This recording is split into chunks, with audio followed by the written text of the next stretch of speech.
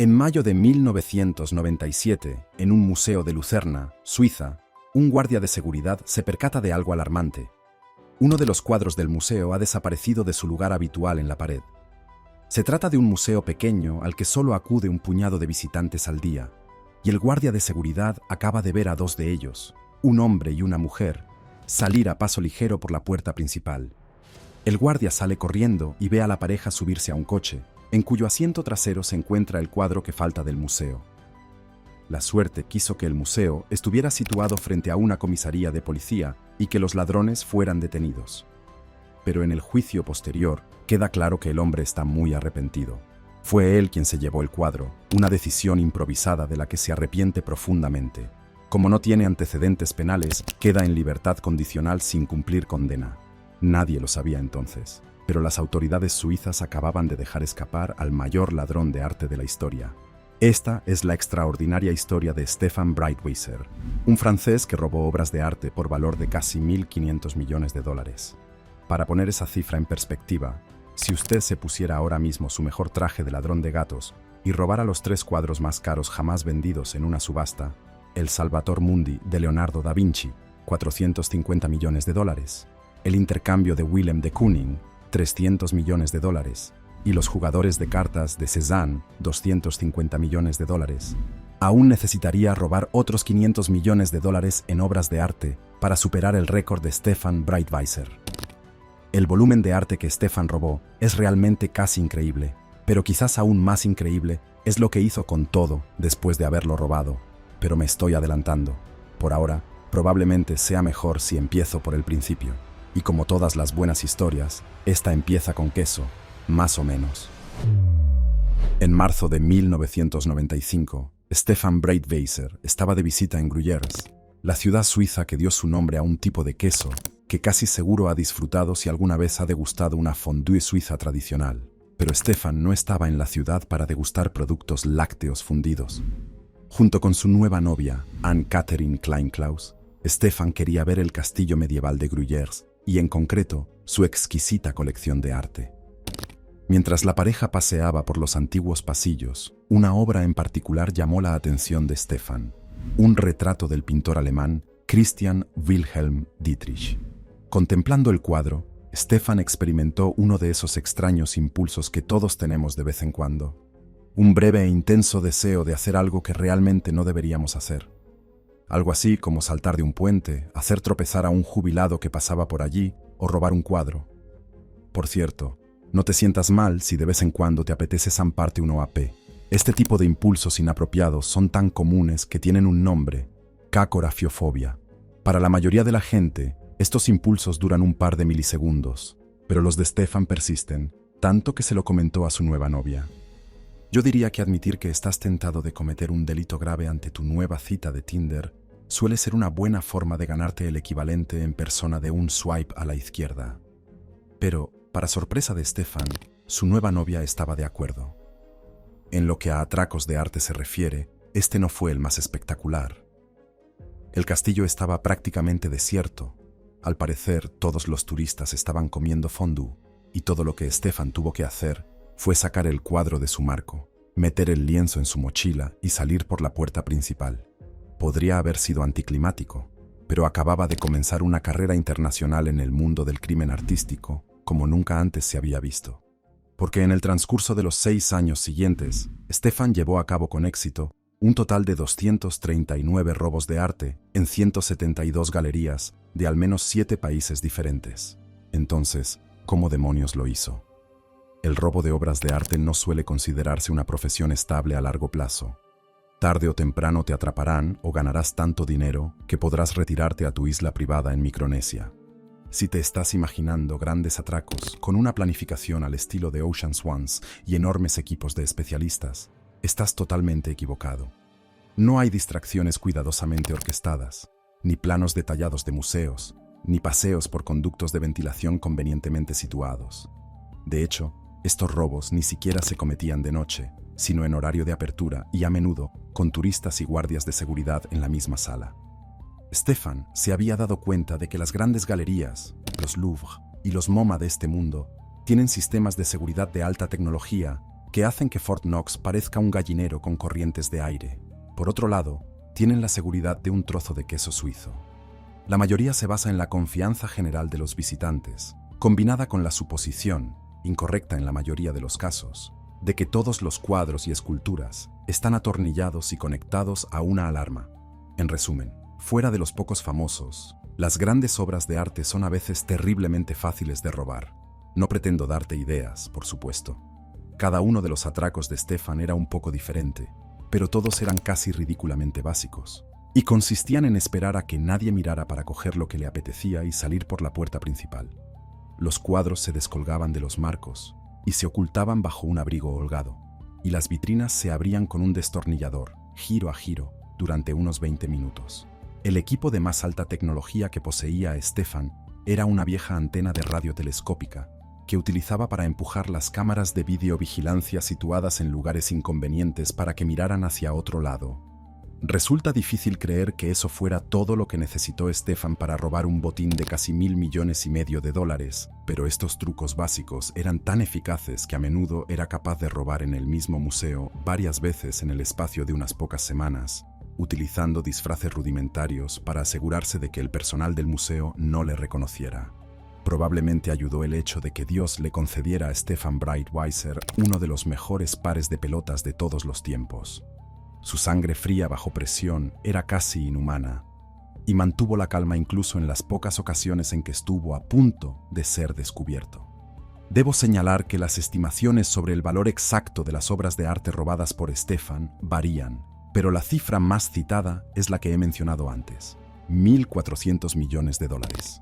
Según el New York Times, podría haber llegado a los 1.900 millones.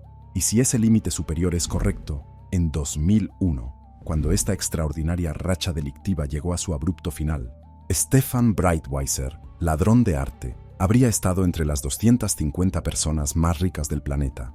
No es que se supiera con solo mirarle. De hecho, Stefan y Anne-Catherine, su novia de toda la vida, parecían estar arruinados. Stefan trabajaba esporádicamente como camarero y en la cocina, mientras que Anne-Catherine era enfermera. El dinero era tan escaso que la madre de Stefan a menudo ayudaba a la pareja con comida y gasolina. ¿Era entonces esta aparente pobreza una especie de tapadera? ¿Una tapadera al estilo de Gus de Breaking Bad para ocultar su inmensa riqueza al mundo exterior? En realidad, no. Stefan y Anne-Catherine parecían casi indigentes, porque eso es exactamente lo que eran. A pesar de haber robado más de $1,000 millones en obras de arte, la pareja apenas tenía 2 centavos para gastar juntos, y no porque se hubieran gastado sus riquezas en barcos y putas. Y aquí llegamos a lo que quizás sea lo más extraordinario de toda esta disparatada historia, porque, a pesar de haber corrido enormes riesgos para robar cientos de tesoros de un valor casi inimaginable, Stefan Breitwieser nunca vendió ni uno solo de ellos. Ni uno solo. Y la razón es un poco hilarante. Stefan no se convirtió en el mayor ladrón de arte del mundo para hacerse rico rápidamente. Lo hizo porque amaba el arte. En lugar de vender las obras que robaba, las guardaba en el apartamento que compartía con Anne-Catherine, simplemente para tener el placer de poseerlas y admirarlas. Por cierto, el apartamento en cuestión estaba en el ático de la casa de la madre de Stefan, en la ciudad francesa de Mulhouse. La pareja era tan pobre que no podía permitirse el lujo de alquilar, y sin embargo, colgadas de sus paredes en mal estado, esparcidas por mesas auxiliares y apiladas en las esquinas, había obras de arte por valor de más de $1,000 millones. Una colección que habría avergonzado a muchas de las galerías del mundo. Stefan era un ladrón de notable éxito, pero lo que le permitió seguir operando durante tanto tiempo fue su singular deseo de poseer las obras que robaba en lugar de venderlas. Muchos ladrones de arte consiguen escapar de la escena del crimen con su botín intacto, pero vender una obra de arte mundialmente famosa es un asunto muy delicado. No basta con publicar un anuncio en eBay y ver cómo llegan las pujas millonarias. El mercado para este tipo de cosas es minúsculo y para acceder a él, probablemente tengas que hacerte amigo de gente muy peligrosa que te ayude a correr la voz. Pero dar a conocer tu reciente e ilegal robo de obras de arte es posiblemente más arriesgado que robarlas, y por eso, en esta fase del proceso, la venta, muchos ladrones de arte acaban siendo capturados y llevados ante la justicia. Stefan nunca puso a la venta ni una sola obra de arte, por lo que era prácticamente invisible para la policía. Si no le pillaban mientras robaba, no le iban a pillar. Los detalles de la ola de crímenes de Stefan eran tan inusuales que la policía no tenía ni idea de a quién o a qué se enfrentaban. Quiero decir, míralo desde su perspectiva. Un increíble volumen de arte estaba siendo sustraído de museos de toda Europa. Los robos se producían siempre a plena luz del día, y sin embargo, nunca se atrapaba a los ladrones. Por no mencionar el hecho de que el mercado negro guardaba un silencio absoluto y ninguna de las obras robadas volvía a aparecer. Su mejor conjetura era que detrás de los delitos había algún tipo de cártel internacional altamente profesional, pero en realidad estaban totalmente perplejos. Si Stefan se hubiera contentado con una colección más modesta, de $1.000 millones o algo así, quizá nunca le habrían pillado. Pero fue su propio apetito insaciable lo que finalmente provocó su caída. Stefan simplemente no podía parar, y era solo cuestión de tiempo antes de que algo saliera mal. El objeto que acabó con su reinado de terror basado en el arte fue, de entre todas las cosas, una corneta. Al principio de este vídeo, mencioné que Stefan había sido sorprendido robando un cuadro en Lucerna en 1997. En aquel momento se había librado con un simple tirón de orejas, pero durante el proceso de detención le tomaron las huellas dactilares. Desde entonces se había cuidado de llevar guantes en sus robos para no dejar huellas que pudieran relacionarse con su anterior detención. Pero mientras robaba la corneta, Stefan había olvidado ponerse los guantes de látex que llevaba consigo.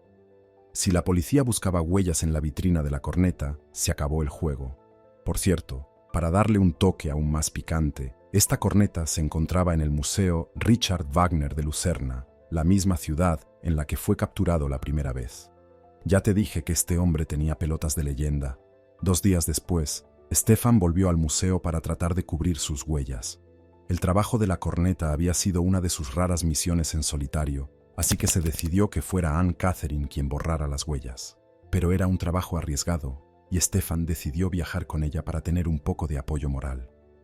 Cuando Ana Catalina entró en el museo, Stefan dio un paseo por el recinto para distraerse de su preocupación.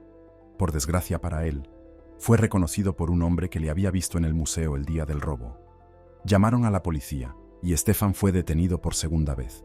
Para empezar, no estaba demasiado preocupado. Al fin y al cabo, ya le habían pillado antes y se había salido con la suya.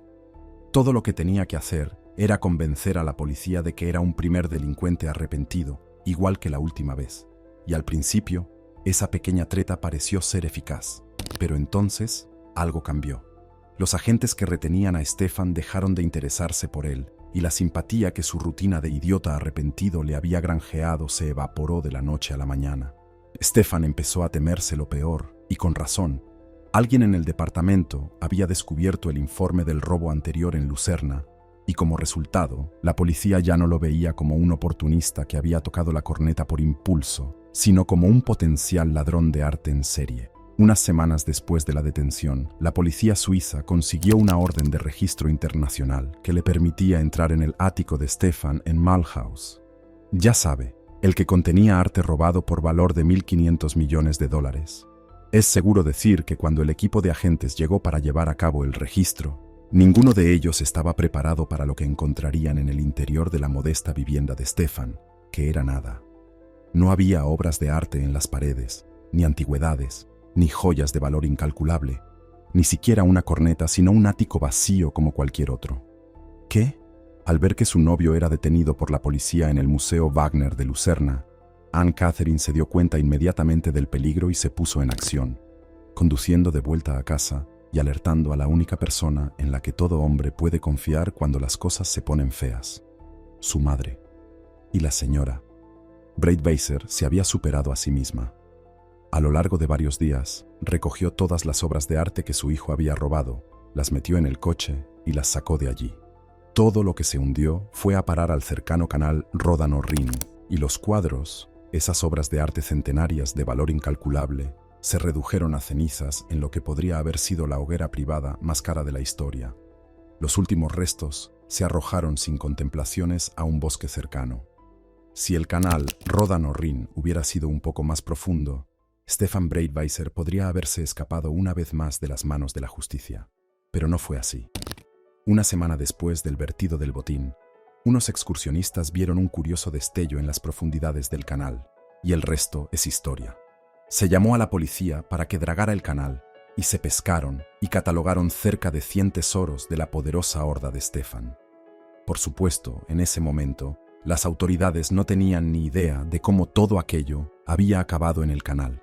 Pero uno de los agentes que retenían a Stefan en Suiza se enteró del hallazgo y, por capricho, decidió ver si podía relacionar los tesoros con su ladrón de cornetas. Al fin y al cabo, los habían encontrado no muy lejos de su ciudad natal. Durante un interrogatorio, los agentes mostraron a Stefan una foto de uno de los artefactos recuperados del canal. Stefan no tenía ni idea de qué había estado haciendo su madre desde su detención, así que, al ver la imagen de una de sus posesiones más preciadas en manos de la policía, llegó a la conclusión obvia. Habían registrado su apartamento y habían encontrado su horda. Se había acabado el juego. Stefan no tardó en confesar que había robado la pieza, explicando con naturalidad cuándo y dónde la había cogido. El agente estaba encantado. Pensaba que la idea era arriesgada, pero le había tocado la lotería a la primera. Cuando la siguiente imagen obtuvo el mismo resultado, una confesión inmediata y detallada de Stefan, el agente apenas podía creer su suerte. Lo que siguió, durante las 2 horas siguientes, fue una de las escenas más insólitas que jamás se hayan visto en una sala de interrogatorios. A Stefan le mostraron imagen tras imagen de raras y costosas obras de arte robadas en toda Europa, y confesó haber robado todas y cada una de las piezas. Ni en sus mejores sueños había pensado la policía suiza que este hombre podría haberse llevado todo lo que habían sacado del canal, como si estuviera solo. Y sin embargo, estaba claro que lo había hecho. ¿Qué castigo recibe un hombre por robar obras de arte valoradas en más de $1.000 millones? ¿Manos cortadas por las muñecas? ¿Colgado, empatado y descuartizado?